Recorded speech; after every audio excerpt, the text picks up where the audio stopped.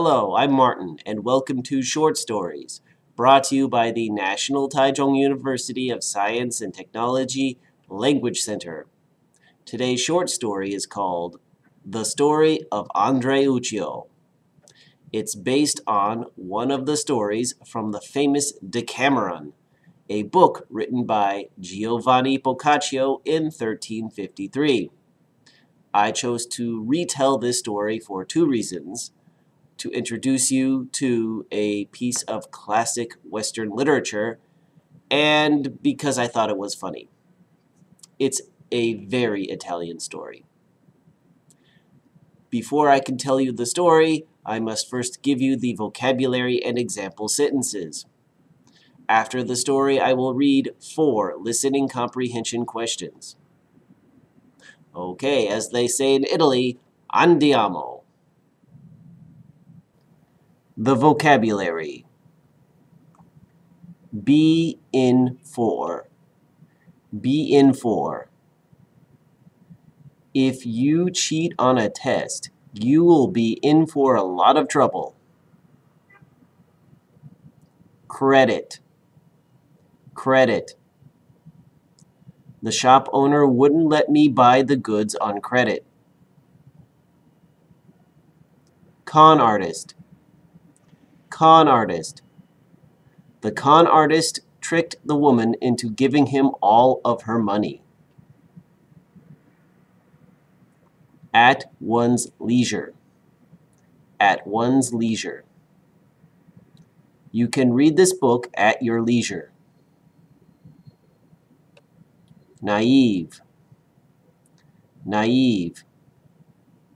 She was very naive to believe that stranger. Gist. Gist. I think I understood the gist of the story. Fall on hard times. Fall on hard times. Due to the economic crisis in 1929, the United States fell on hard times. Flimsy.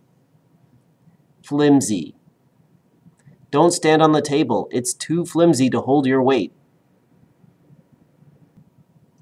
Now the story. There once lived in Perugia a young man whose name was Andreuccio, or Andre for short. He was a merchant who bought and sold horses. One day, he heard that horses were being sold in Naples for a very low price. So he and his merchant friends decided to take a business trip. This was Andre's first time away from Perugia, and he had no idea what he was in for. While in Naples, Andre and the other merchants went to the marketplace to conduct their business. Things weren't going well for Andre. He had trouble convincing people to sell him horses. The Neapolitan merchants all thought that he didn't have the money to pay and were unwilling to give him credit. Andre shouted, "I can afford it, look!" as he showed them his purse filled with gold coins. This was a really bad move in a dangerous city like Naples. It attracted the attention of a local con artist, a young woman from Sicily. She started talking to Andre's merchant friends in order to learn more about him. With the information that she learned, she crafted a scheme to get Andre's money. That evening, the Sicilian woman sent a messenger to Andre's hotel to invite him to her house. "Sir, a noble lady who lives in the city would like to speak to you at your leisure," said the young girl delivering the message. When Andre heard this, he immediately assumed that this noble lady must be a secret admirer. He agreed to meet the lady at once. "Let's go then. You lead the way. I'll follow you," he said. The messenger girl led Andre to the noble lady's house in a district called Malpertugio, or hellhole in Italian. Andrei, because he was so naive and knew nothing about this city, believed he was going to a respectable place owned by a person of high birth. Once he arrived at the house, he was greeted by the noble lady, who hugged him warmly. "Oh, Andrei, how happy I am to see you," she cried. "My lady, the pleasure is all mine," replied Andrei. The noble lady then told Andrei something shocking. "I am your sister." Using the information she had learned about Andrei, she told a web of lies. The gist was that she was Andrei's half-sister. Her mother was a noblewoman in Sicily, and that she had now fallen on hard times. Andrei, who wasn't very bright, believed everything. She invited him to supper and to spend the night. Andrei couldn't say no, and he slept in the guest bedroom on the second floor. It was summer, and Naples can be rather hot even at night, so Andrei slept in his underwear to keep cool. During the night, he got up to use the toilet, which was in an extension attached to the bedroom. Now, building codes in the 14th century were not very good. This extension was rather flimsy and had no plumbing. The toilet was just a seat with a hole that emptied onto the gutter below. When Andrei sat down to do his business, one of the boards supporting the toilet gave way, and Andrei fell through the floor.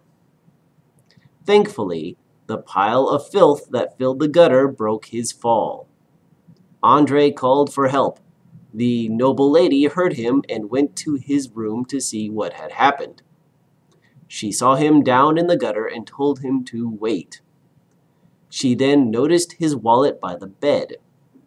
After taking all of his money, she locked the door to the house. She no longer had any use for him. When no one came to his aid, Andrei became suspicious. He climbed out of the gutter and went to the front door of the house. He started pounding on the door and shouting to be let in, but no one answered. Eventually, his shouting woke the neighbors, who opened their windows to see what was happening. What they saw was a dirty, naked man who was probably drunk, banging and shouting on someone's door. One neighbor shouted at Andrei, "Would you just shut up? We're trying to sleep here."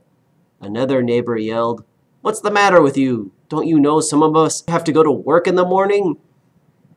Just then, a window on the second floor of the house opened, and a rather angry, bearded face appeared.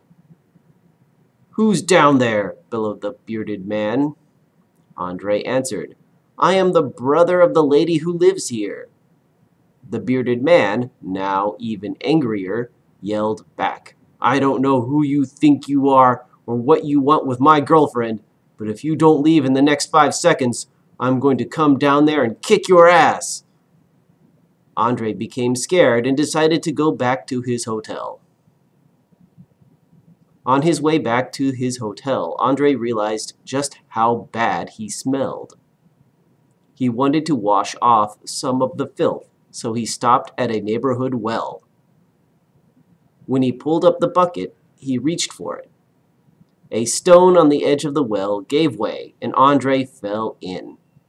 Now he was cold, wet, naked, dirty, and poor. While he was shivering in the dark, he vowed never to leave Perugia ever again.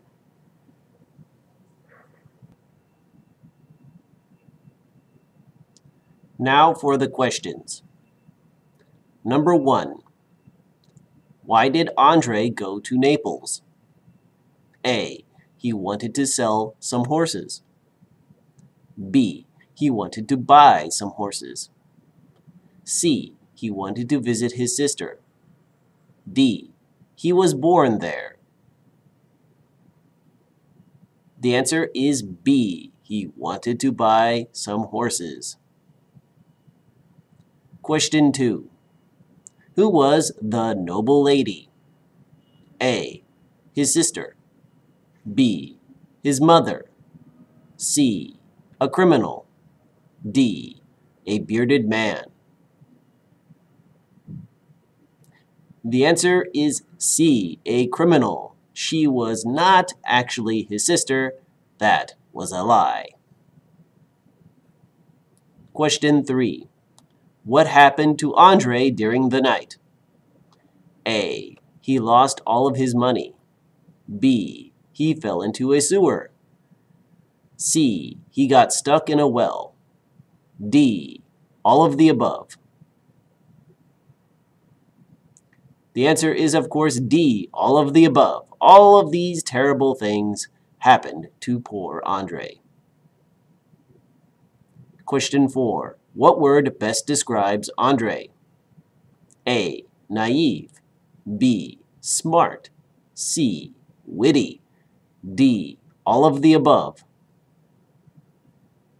The answer is A. Naive. A naive person will believe almost anything. Well, I hope you enjoyed that story because I really enjoyed writing it. The version I gave you today is a little bit shorter than the original version. The original version actually has a happy ending for poor Andre, but you can always go look it up in the library. They probably have a copy of it there somewhere. But just a word of warning, many of the stories in the Decameron are 18 plus. So keep that in mind. All right. Thank you, and I'll see you next time. Bye-bye.